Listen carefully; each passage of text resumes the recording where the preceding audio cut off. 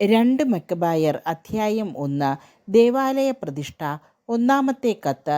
ഈജിപ്തിലെ യഹൂദ സഹോദരന്മാർക്ക് ജെറുസലേമിലും യൂദയ ദേശത്തുമുള്ള യഹൂദ സഹോദരർ സമാധാനം ആശംസിക്കുന്നു. ദൈവം നിങ്ങൾക്ക് ശുഭം വരുത്തുകയും തൻ്റെ വിശ്വസ്തദാസന്മാരായ അബ്രഹത്തോടും ഇസഹാക്കിനോടും യാക്കോബിനോടും ചെയ്ത ഉടമ്പടി സ്മരിക്കുകയും ചെയ്യട്ടെ. സർവാത്മന അവിടുത്തെ ഹിതം അനുവർത്തിക്കുന്നതിനും നിങ്ങളെ അനുഗ്രഹിക്കട്ടെ. തൻ്റെ കൽപ്പനകളും പ്രമാണങ്ങളും പ്രവേശിക്കാൻ അവിടുന്ന് നിങ്ങളുടെ ഹൃദയം തുറക്കുകയും നിങ്ങൾക്ക് സമാധാനം നൽകുകയും ചെയ്യട്ടെ. അവിടുന്ന് നിങ്ങളുടെ പ്രാർത്ഥന ശ്രവിക്കുകയും നിങ്ങളോട് രഞ്ജിപ്പിലാവുകയും ചെയ്യട്ടെ. കഷ്ടകാലത്ത് നിങ്ങളെ അവിടുന്ന് കൈവിടിയാതിരിക്കട്ടെ. ഇപ്പോൾ ഇവിടെ ഞങ്ങൾ നിങ്ങൾക്ക് വേണ്ടി പ്രാർത്ഥിച്ചു കൊണ്ടിരിക്കുന്നു. 169 വർഷം ദെമത്രിയൂസിൻ്റെ ഭരണകാലത്ത് യഹൂദരായ ഞങ്ങൾക്ക് കഠിന യാതനകൾ നേരിട്ടപ്പോൾ ഞങ്ങൾ നിങ്ങൾക്കെഴുതിയിരുന്നു. അക്കാലത്ത് ജാസനും കൂട്ടരും വിശുദ്ധ ദേശത്തും രാജ്യം മുഴുവനിലും കലാപമുണ്ടാക്കുകയും ദേവാലയ കവാടങ്ങൾ കത്തിച്ചു കളയുകയും നിഷ്കളങ്ക രക്തം ചിന്തുകയും ചെയ്തു. ഞങ്ങൾ കർത്താവിനോട് പ്രാർത്ഥിക്കുകയും അവിടുന്ന് അത് കേൾക്കുകയും ചെയ്തു. ഞങ്ങൾ ദഹനബലികളും ധാന്യബലികളും അർപ്പിച്ചു. ദീപം തെളിക്കുകയും കാഴ്ചയപ്പം ഒരുക്കി വയ്ക്കുകയും ചെയ്തു. 188 വർഷം കിസ്ലേവ് മാസത്തിൽ കൂടാരത്തിരുന്നാൾ ആഘോഷിക്കാൻ നിങ്ങൾ ശ്രദ്ധിക്കണം. രണ്ടാമത്തെ കത്ത്. ജെറുസലേമിലും യൂദയായിലുമുള്ളവരും ആലോചനാ സംഘവും യൂദാസും അഭിഷക്ത പുരോഹിതന്മാരുടെ ഭവനത്തിൽപ്പെട്ടവനും ടോളമി രാജാവിൻ്റെ ഗുരുവുമായ അരിസ്തോബുലൂസിനും ഈജിപ്തിലെ യഹൂദർക്കും അഭിവാദനങ്ങൾ അർപ്പിക്കുകയും ആയുരാരോഗ്യങ്ങൾ നേരുകയും ചെയ്യുന്നു. കൊടിയ വിപത്തുകളിൽ നിന്ന് ഞങ്ങളെ രക്ഷിക്കുകയും രാജാവിനെതിരെ ഞങ്ങളെ തുണയ്ക്കുകയും ചെയ്ത ദൈവത്തിന് ഞങ്ങൾ കൃതജ്ഞത സമർപ്പിക്കുന്നു. വിശുദ്ധ നഗരത്തെ ആക്രമിച്ചവരെ അവിടുന്ന് തുരത്തി. പേർഷ്യയിലെത്തിയ സേനാധിപതിയും അപ്രതിരോധ്യമായ സേനയും നനയാ ക്ഷേത്രത്തിൽ വെച്ച് നനയായുടെ പുരോഹിതന്മാരുടെ ചതിപ്രയോഗത്താൽ വധിക്കപ്പെട്ടു. വൻപിച്ച ക്ഷേത്ര നിക്ഷേപം ശ്രീധനമായി കൈവശമാക്കാൻ മോഹിച്ച അന്തിയോക്യസ് നനയാദേവിയെ പരിഗ്രഹിക്കാനെന്ന ഭാവേന അനുചരന്മാരുമൊത്ത് അവിടെ എത്തി. ക്ഷേത്രപുരോഹിതന്മാർ നിക്ഷേപങ്ങൾ അവരുടെ മുൻപിൽ നിരത്തിവെച്ചു. അന്തിയോക്യസ് ഏതാനും പേരോടുകൂടെ ക്ഷേത്രവളപ്പിൽ പ്രവേശിച്ച ഉടനെ അവർ വാതിലടച്ചു. മച്ചിലെ ഒളിവാതിൽ തുറന്ന് കല്ലെറിഞ്ഞ് അവർ സേനാധിപതിയെയും അനുയായികളെയും വീഴ്ത്തി. അംഗഭംഗപ്പെടുത്തുകയും തലവെട്ടി പുറത്തുള്ളവർക്ക് എറിഞ്ഞുകൊടുക്കുകയും ചെയ്തു. അധർമ്മികൾക്ക് തക്ക ശിക്ഷ നൽകിയ ദൈവം എല്ലാവിധത്തിലും വാഴ്ത്തപ്പെടട്ടെ.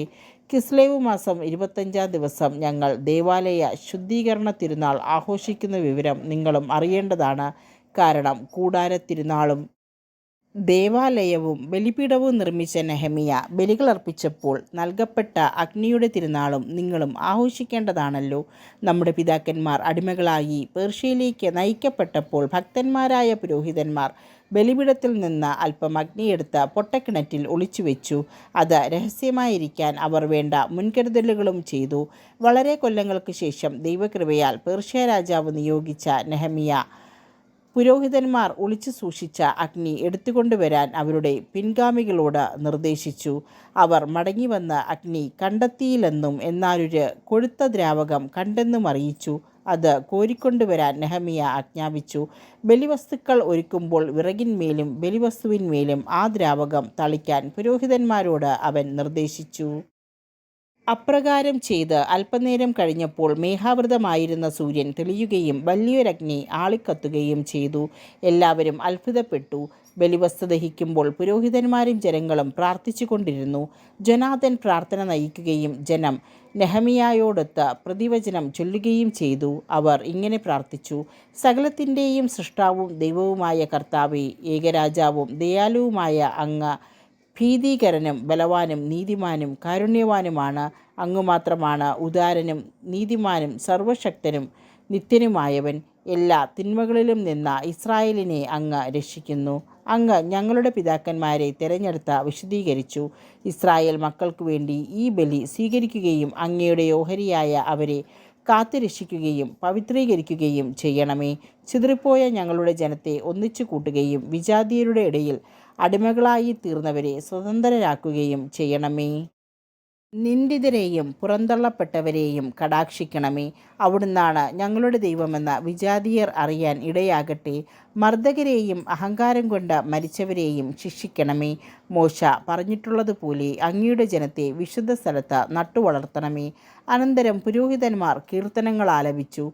ബലിവസ്തു ദഹിച്ചു കഴിഞ്ഞപ്പോൾ ബാക്കിയുണ്ടായിരുന്ന ദ്രാവകം വലിയ കല്ലുകളുടെ മേൽ ഒഴിക്കുന്നതിന് നെഹമ്യാ കൽപ്പിച്ചു. അങ്ങനെ ചെയ്തപ്പോൾ ഒരു അഗ്നിജ്വാല ഉണ്ടായി. ബലിപീഠത്തിൽ നിന്നുള്ള പ്രകാശം തട്ടിയപ്പോൾ ആ ജ്വാല കെട്ടടങ്ങി. ഈ വസ്തുത പ്രസിദ്ധമായി. പ്രവാസത്തിലേക്ക് നയിക്കപ്പെട്ട പുരോഹിതന്മാർ അഗ്നി സൂക്ഷിച്ചിരുന്ന സ്ഥലത്ത് ഒരു ദ്രാവകം കണ്ടെന്നും അതുപയോഗിച്ച് നെഹമ്യായും അനുചരന്മാരും ബലിവസ്തുക്കൾ ദഹിപ്പിച്ചെന്നും കേട്ട പേർഷ്യ രാജാവ് വസ്തുതകളെപ്പറ്റി അന്വേഷിക്കുകയും ആ സ്ഥലം വിശുദ്ധമായി പ്രഖ്യാപിച്ച് ചുറ്റും മതിലുകെട്ടുകയും ചെയ്തു. തനിക്ക് പ്രീതി തോന്നിയവർക്കെല്ലാം രാജാവ് നല്ല സമ്മാനം കൊടുത്തു. നെഹമ്യായും അനുചരന്മാരും ആ സ്ഥലത്തിന് ശുദ്ധീകരണം എന്നർത്ഥമുള്ള നെഫ്താർ എന്ന് പേരിട്ടു. എന്നാൽ അധികം പേരും നഫ്ത എന്ന് വിളിക്കുന്നു.